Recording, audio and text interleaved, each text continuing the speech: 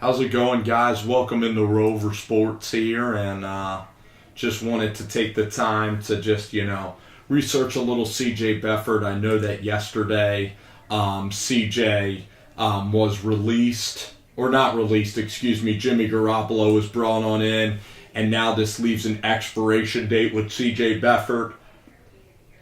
However, what's going to happen now is that with CJ, we are now going to just review his tape, and I know that Jimmy's going to come in and he's the franchise guy, and some things were apparent yesterday, but rewatching this tape, it was a rainy game. The protection was really poor, especially the guards inside were beat by Jernigan and Cox throughout the game. This is CJ's best pass of the game, and unfortunately, this was probably one of his only good plays of the entire game, was this throw in a hole, in coverage, or a hole shot. The one play where he looked decisive was this play. And just a great throw through the linebacker, so it doesn't even need to get that much attention.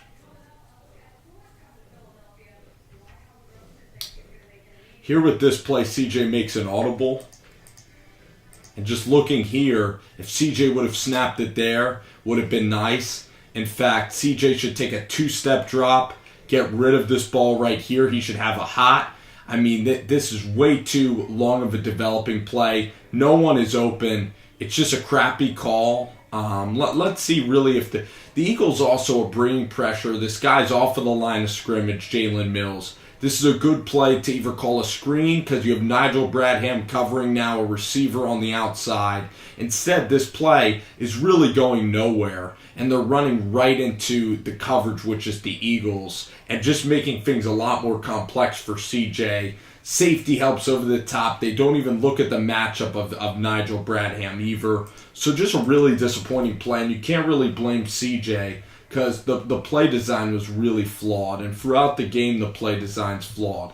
Now the Eagles, let's look and see what they're in on this series. I think we're going to get a throw out to Hyde. So right here, you look at Jalen Mills, and immediately he's the one guy that's really singled up. He's going to be getting safety help over the top.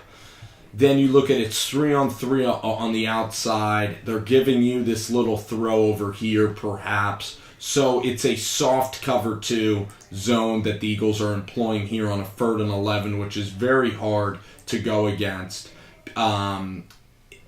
Maybe if you get something here with Jalen Mills, you can utilize that. So you see the play develops, guy takes inside leverage. Of course, the safety's going to help there. The pressure is in CJ's face already, and he has nothing, really, he has no option there but to leak it out to the running back.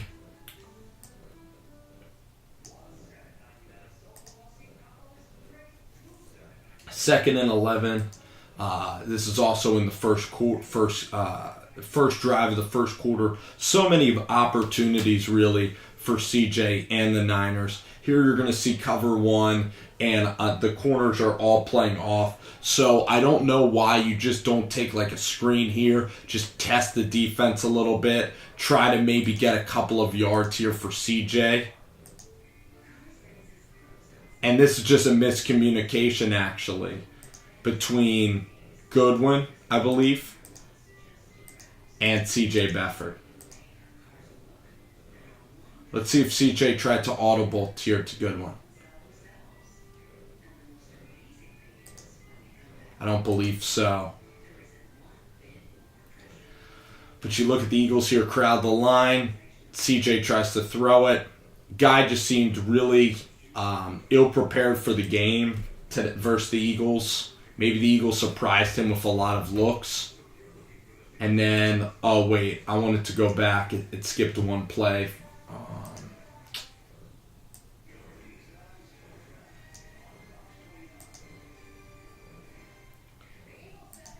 So here it is, 3rd and 11 now for CJ.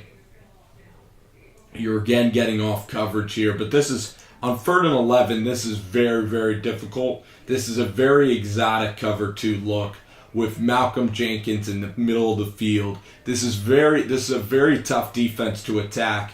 you're probably going to have to isolate one of the corners, Jalen Mills preferably, probably. And then you'd have to probably, maybe you have a tight end here. This looks like George Kittle. Maybe you have George Kittle try to box out here along the side.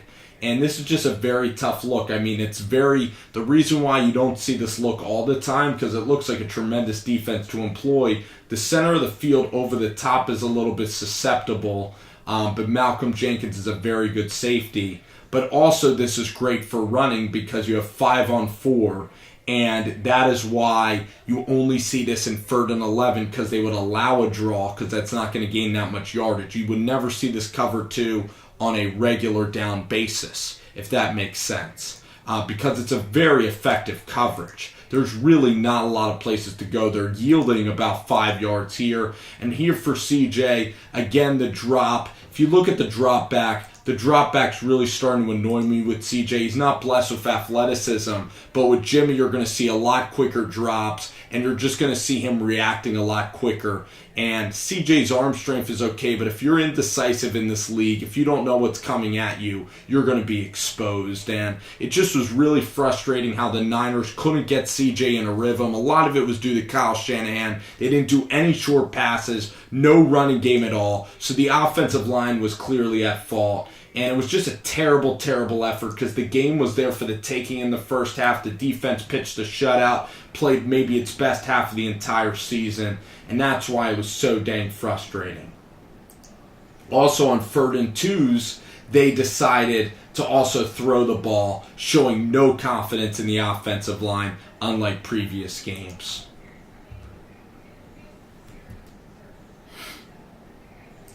So this is first of all, so now you're going to decide to throw a quick hitch when you look here and it's man-to-man coverage on that side of the field. This is also, if you look at this is a pretty good, it's a short cover too, but it really looks like an effective, this is really a good defense by the Eagles because it's pretty hard to attack that side of the field because you're getting safety help over here. Maybe the middle of the zone is susceptible. You should probably attack one of the safeties.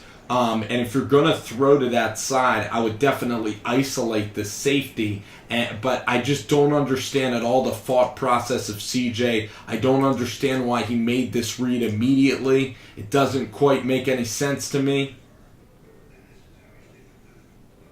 I actually can see it now, why he made the read that he did. Okay. The guy blitzed. That is why. It's a creative call by Jim Schwartz. Very creative. So they send Patrick Robinson. McLeod comes over. And I totally get now where CJ was thinking. So I'm not going to blame that on CJ. But that's just part of the NFL. That's part of getting tricked into making that sort of decision and that kind of play. The drop back was actually okay. If he would have completed that, he would have been tackled shortly for a loss. That's just a brilliant call there by Jim Schwartz. So I'll give him props there. At least CJ recognized that play and actually made a decent decision there. I could totally see his thought process there. So here we go. We got a cover 1 look, man across the board here on 3rd and 2. If you run it to the weak side, I wish they would, but Nigel Bradham's there. He's one of my favorite linebackers in terms of guys that can make a Pro Bowl. And there's not a lot of separation, except they really run a rub route there. That was probably the read I would have liked to have seen. Because you have Kittles, you have Jalen Mills on a tight end. Again, it's a rub route with Pierre Garçon on this side of the field. It should have been coming over here. This is the easy read for CJ. He should look left and then come back to his right. There's boom. If he feeds him the ball there, it's an easy first down. He just clearly misses him right there. Should be an easy ball out decision.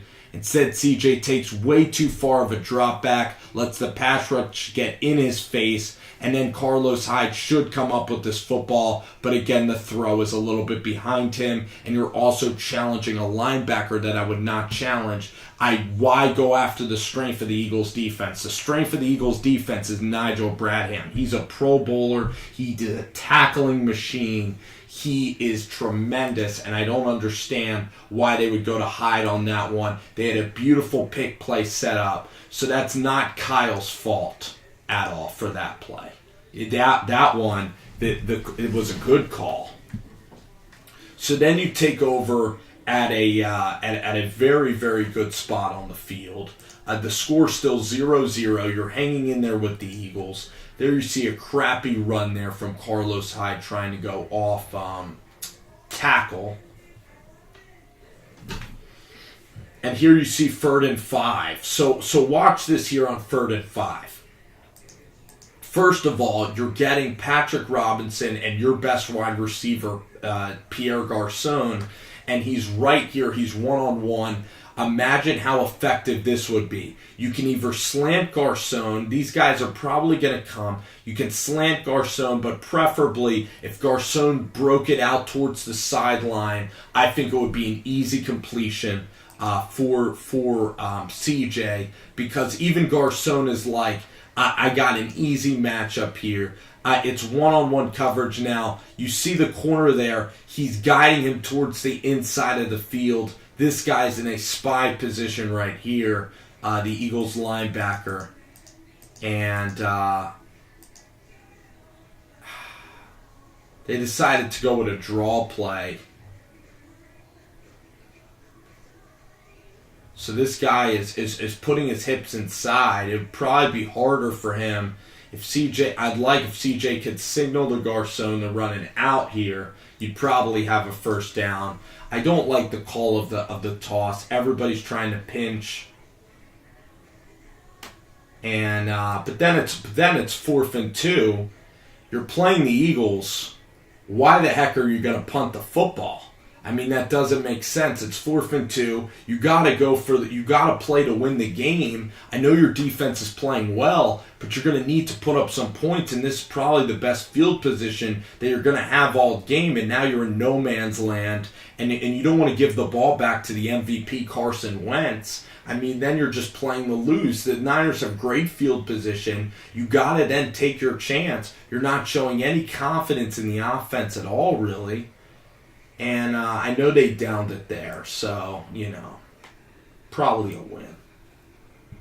A lot of this game just muddles together. You just kind of forget it because it all just kind of seems to blend in together. Just a boatload of shit, honestly, reviewing this film and whatnot. So I'm going to go here. This is the first quarter of play. It's pretty much the end of the quarter. See, it's the second quarter. Okay. So the good news is that penalty really didn't mess up anything. Okay, because or not going for it, because now you get the football back. CJ makes a good decision there to Garçon. Come on, stay. I want this play thing to stay on track for me. It did. Okay. Here's the interception. I don't like this call. It's so much, again, low risk. High risk, low reward type of play. So they're going to run a slant here to Garçon. They believe here that they have the leverage to call a quick hitter. But here you see the Eagles, and there you see the safety in the middle of the field. He's way too close to this play. And, here it looks like it could be a catch if the ball's thrown accurately, but it's thrown behind him. But again, it's such a low percentage play. You're not utilizing the sideline at all.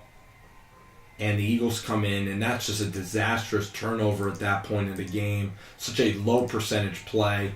They didn't run the ball a lot for my liking, even though they would have had trouble doing it. You have to run the ball. You have this gap right here in the middle of the defense. They would have ran the ball. They would have gained some serious yardage. Instead, they decide to really put a lot on CJ's plate here. CJ really doesn't have an opportunity because it's just mostly CJ's kind of just reacting, and I guess he made the audible there, and just a terrible mistake. Just throwing it into a bunch of crap. Just really didn't like the call really at all.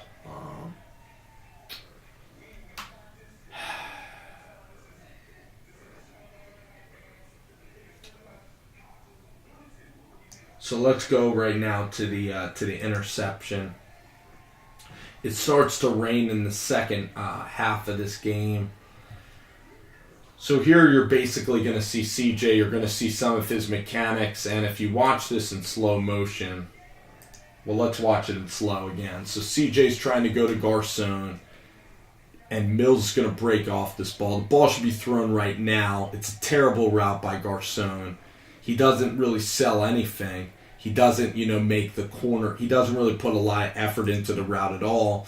And also, I don't understand, first of all, Jalen Mills isn't going to fear the elder Pierre Garcon on a go route, with the safety up over the top, whatever.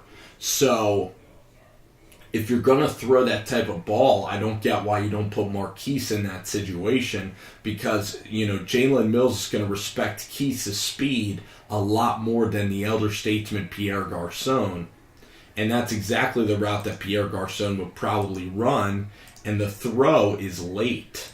The throw's like two seconds late. Let's watch this. So I know this is slow, but the throw should be there. In fact, he's already turned. It's late. You have to anticipate with that throw, and it's behind, and it's just an ugly pick six. Again, another throw in this game that was high risk and low reward.